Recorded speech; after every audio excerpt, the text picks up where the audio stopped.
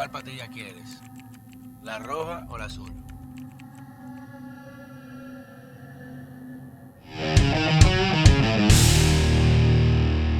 Kilmar Abrego Garcia illegally entered the United States at age 16. He claimed he was fleeing gangs in his home country of El Salvador, but this was a common claim for anyone who wanted to stay in the United States.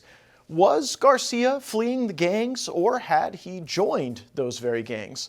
In March of 2019, Garcia was arrested in Prince George's County, Maryland. Remember, this is the same area where we just had a major bust of an MS-13 gang leader who was from El Salvador as well. Now, during this arrest of Garcia, an associate confessed that Garcia was affiliated with the MS-13 gang. His attire was indicative of gang membership, according to the ruling of the court. Now, based on this claim and a review of the evidence, a judge denied Garcia's bond request, determining that he hadn't sufficiently demonstrated that he wouldn't pose a danger if released. And if someone has gang affiliations, then it's hard to clear that hurdle.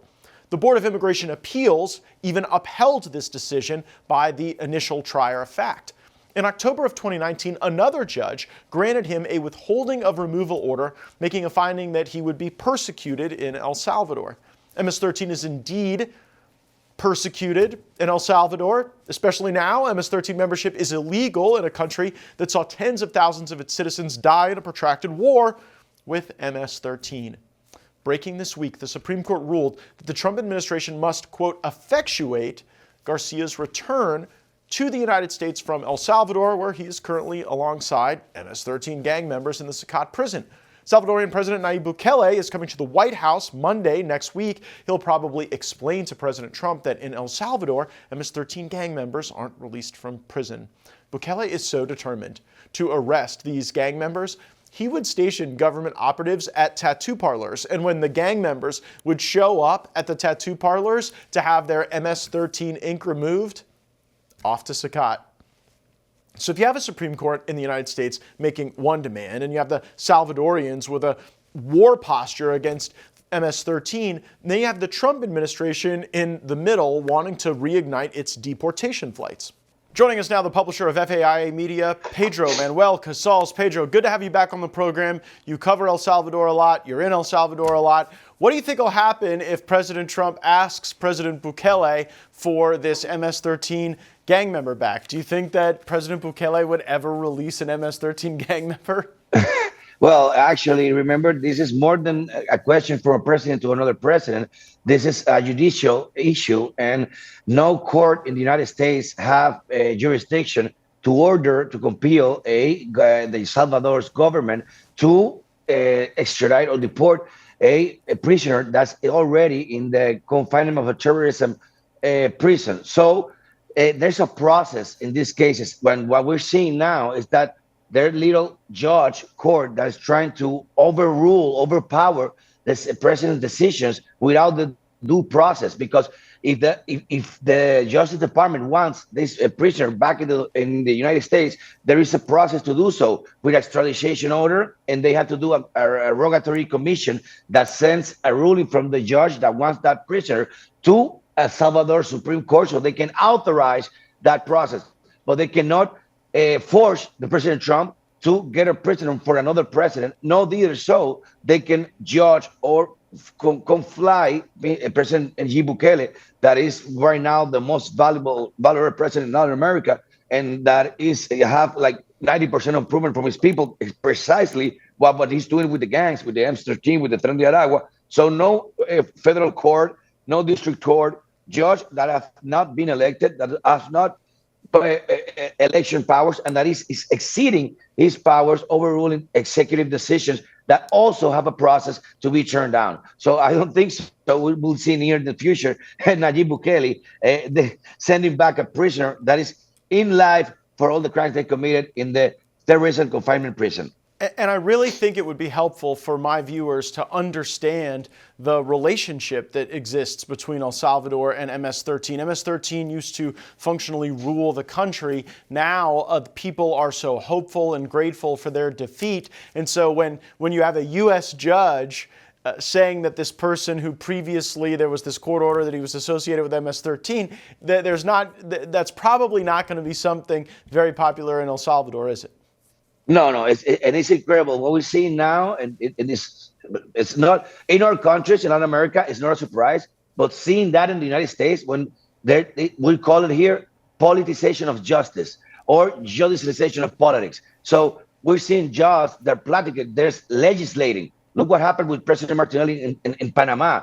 Actually, they judge that exceeded their powers to make crimes that are not being typified by the law. So we have to understand that El Salvador was the highest crime rate and violence in all the world without being in a war.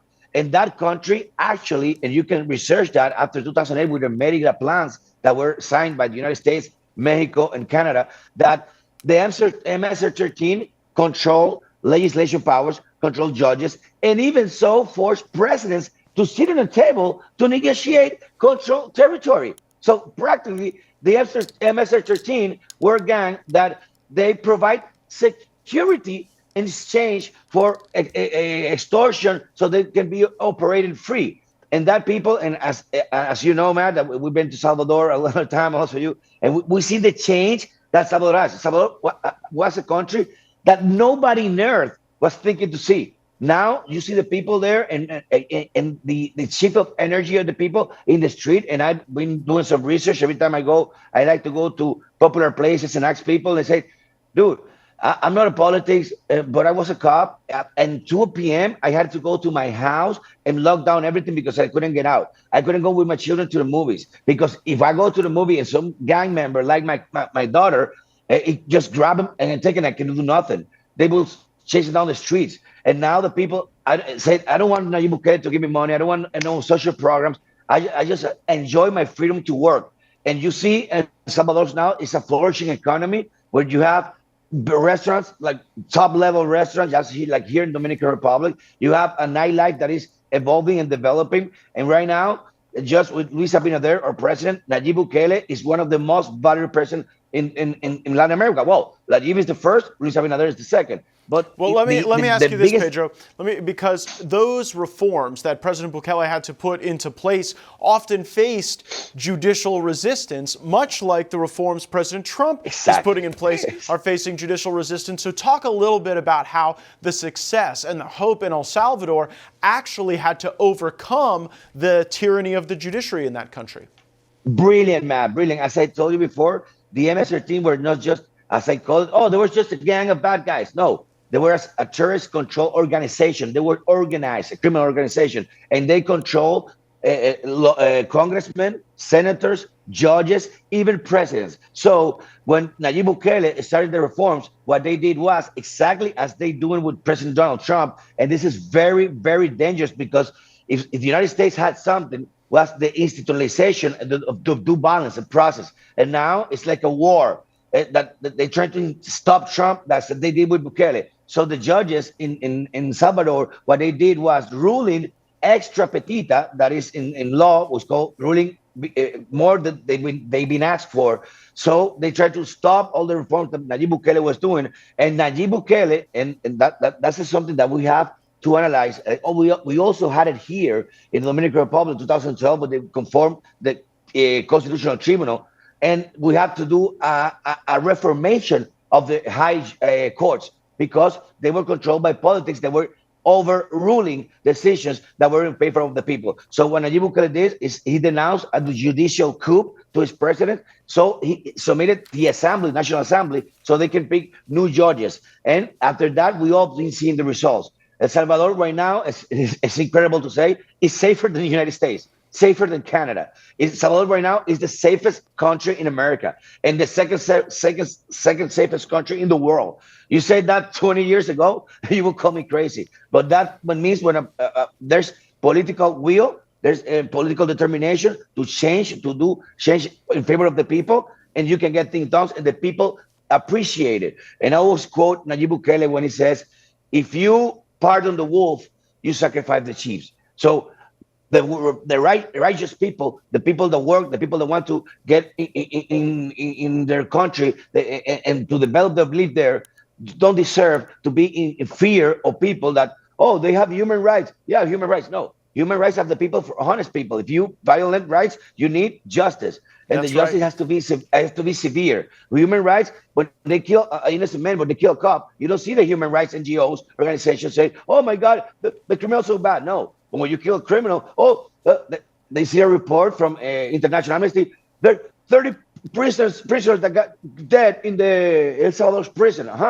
And how many deaths were killed by murder for those same prisoners? So sorry, maybe I sound bad, but what Nayib Bukele is doing and is exporting that model. When you see that in countries like Spain, countries like France, with Marine Le Pen, with Santiago Abascal, with Macarena Olona, with Ivan Espinosa in Spain, with Viktor Orban in Hungary, they're exporting that model here to the Dominican Republic. Also, we're trying to do some reforms to that President Abinader is very compromised with the security. I want to talk to you about the Dominican in just a moment, but I think it's very noteworthy that President Nayib Bukele is the first leader from Latin America going to visit with President Trump and have a productive working meeting in the White House. It wasn't Mele, it wasn't anyone else in Latin America. It was Nayib Bukele leading the way. That's an important story one day that we're going to cover. But Pedro, I do want to ask you about another story that you've been all over, this collapse of the roof in a nightclub in the Dominican Republic that led to the death, tragically, of Octavio Dotel of Major League Baseball fame.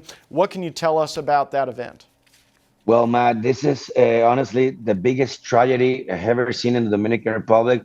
The Jet Set nightclub is one of the oldest nightclubs in the Dominican Republic. It's a top, high, elite nightclub. More than 50 years. It's very, very fancy club where all the elite goes. People that die there were from the biggest and richest family from the Dominican Republic. People that very important businessmen, also from France, from the United States, from Morocco, from Spain, from Venezuela. There are a lot of high-profile people that die there. They're saying almost counting more than 300 deaths, 200 the 280 the official numbers, but also in the hospitals and something. And this came in a moment that actually has turned this country down because it just wasn't in a lapse. Now they're asking for questions because there have to be some regulations to see and verify what happened. This was not an earthquake. This is, when you see the scene, it looks like a terrorist attack. We have never did. So the Dominican Republic is a safe country. It's a very, you know this. We're a very hospitality country, and nobody in the world will imagine we would like that this to happen. So, but we have to do some introspection and reflection. And already the President of the Dominican Republic, Luis Abinader, just yesterday commanded a special international commission so we can have transparency over what happened of this thing, because it involves very high-profile businessmen, entrepreneurs in the Dominican Republic. Sure. So the President Abinader is determined and committed with the Dominican Republic, with his people, to show the world, because this is a thing that have captured the world attention. Vladimir Putin in middle of a war. Will Ukraine just step out in the Kremlin to give a special declaration regretting this from the Dominican Republic with the Jet Set? Yeah, we've got to leave it there. The high-profile thing they're getting. Yeah, we've got to leave it there. But obviously, our hearts go out to all of the victims and all of their loved ones in this terrible tragedy. Pedro Manuel Casals, FAIA Media, thank you as always for coming on the program and giving us these important updates. Thank you, Mr. Man. Y ahora, el bateador se prepara con 2 outs.